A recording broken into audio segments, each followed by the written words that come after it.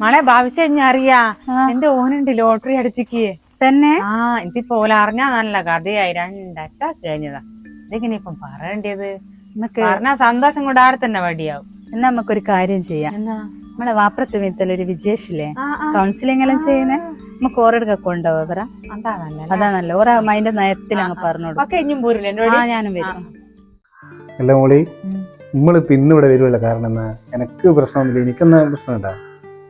അതൊന്നുമില്ല, 2 അറ്റാക്ക് എല്ലാം കഴിഞ്ഞല്ലേ. അതിന് ഇടയ്ക്ക് ഇവിടെ വന്ന് ഒരു കൗൺസിലിംഗ് എല്ലാം ചെയ്യുന്നത് നല്ലതാ. നിങ്ങൾ അകത്തേക്ക് വിളിക്കുന്നുണ്ട്, ഞാൻ എല്ലാം ഓൾറെഡി പറഞ്ഞ് സെറ്റ് ആക്കിയതാ. പറഞ്ഞില്ല, നിങ്ങൾ ചെല്ലു, ഞാൻ ഇവിടെ ഇരിക്കുന്നുണ്ട്. ഇരുന്നോ. നിങ്ങളെ പേരെന്നാ പറഞ്ഞ? വിനീത്. വിനീതില്ല. എന്നാ ജോലി എന്നാ ചെയ്യുന്നത്? കയ്യില്ല പണി. ഡെയിലി പണിയുണ്ട് ഇപ്പോ?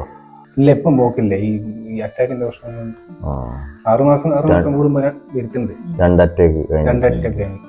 അപ്പോ നമ്മള് നിസാരായ സംഗതികള് മനസ്സിന് കൊടുക്കാതെ തരണം ചെയ്യാനുള്ള ഒരു കഴിവ് നമുക്ക് വേണം.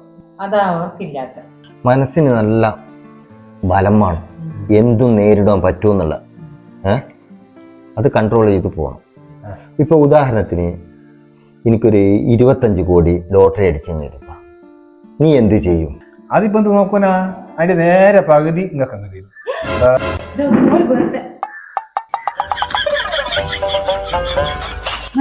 നമ്മള് ഒന്നാന്നാ പറയാ. എന്നാ വേഗം പോരും. അറ്റാക്ക് പകരുന്ന തോന്നുന്നു.